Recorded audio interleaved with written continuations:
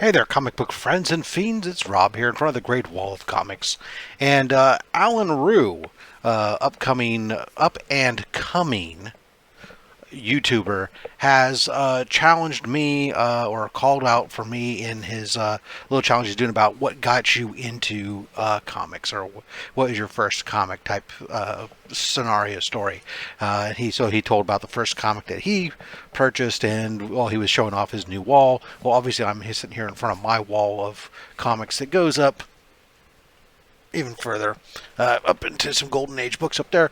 But talking about what was my first book and what got me into collecting comics, I got a late start in life when it came to comics. A lot of my friends who read comics started reading as kids. I didn't start reading until I was out of high school. In comic books, and I started reading comics my freshman year of college. I was going to a school called Norwich University. It was a military school where you didn't have very many privileges or things that you could do as a freshman. And one of the few things you could do after the first couple months we'd been there was you could go down to the bookstore and get periodicals or whatnot and read them. And they had a couple spinner racks of comic books there. And so I thought I'd take a look and see what was there. And going around the spinner rack about that time, a book that just started coming out, there was a bunch of comic books there, some Fantastic Four, some Spider-Man, some X-Men, some probably Superman and Batman stuff. And they're like in mid numbers, but I was kind of intimidated by that, not knowing, having really been into comics ever, and only having watched some of these characters in cartoons growing up. So I had ideas of these characters and didn't know where to jump on. But there were a couple of number ones, and that made it seem like, hey, I should start there potentially. And there was a character, a Spider-Man book, and I liked Spider-Man growing up. And there was this whole new universe apparently in the 2099s. So Spider-Man 2099 was sitting there. It was a number one. It was shiny with foil goodness. So I thought, hey, why don't I pick up a copy of that? And I'll just start reading all about Spider-Man 2099. And so I did.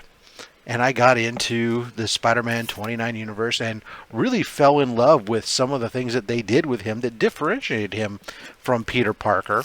Not only from the standpoint of the whole world that he lived in, where these things, where corporations had taken over the America and were running America now, which really kind of didn't seem like that far-fetched of an idea. And so I got into that whole realm, and Miguel O'Hara had, they explained like he had talons that allowed him to climb and stick to wall. Not just that he had this magnetic power that would allow him to stick to walls somehow. That he had spinnerets in his arms that allowed him to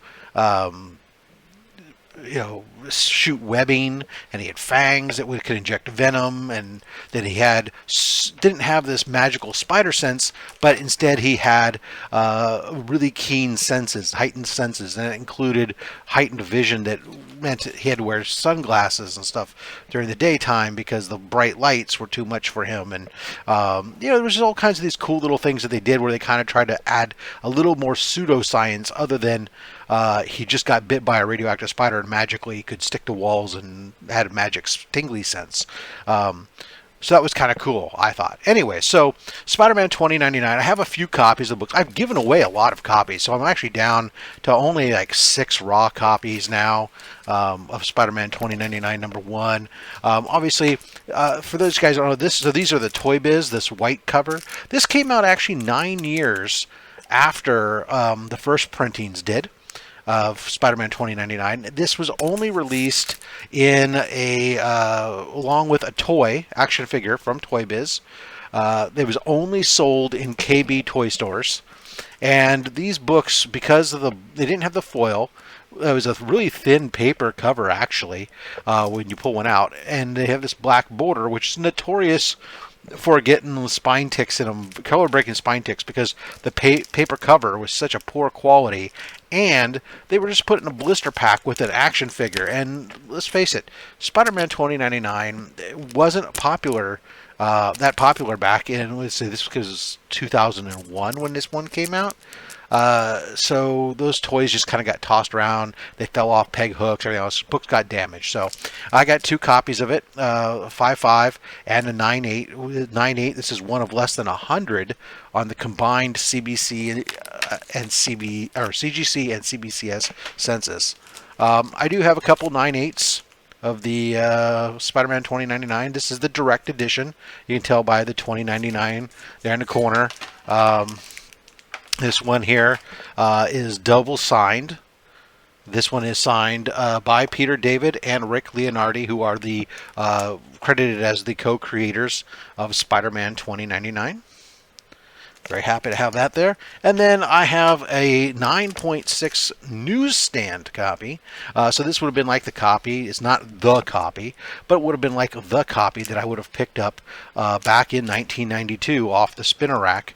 They would have. These are. This one has a couple minor spine ticks, as they would get stuck in that rack, and people would flip through to see the books that were behind it, and they'd get bent and all kinds of other stuff, or lifted up and slid back down in there. So this was a great AOK to me from a community member who I miss dearly. I mean, he's still around, he's still alive. He just hasn't been. He took a hiatus from everything. Slotted up 503, great guy. But yeah, Spider-Man 2099 was my jam. I love Spider-Man. I still love Spider-Man 2099. I love the whole 2099 universe. Got me into Punisher 2099, Hulk 2099, X-Men 2099, all of them, and Doom 2099. And I have a whole slew of all those books when it comes right down to it. But yeah. So Alan, thank you very much for this challenge. I'm happy to have shared a little piece of me. I am probably the biggest 2099 fan out there, I guess. All because of military school and not having any privileges, wanting to read something.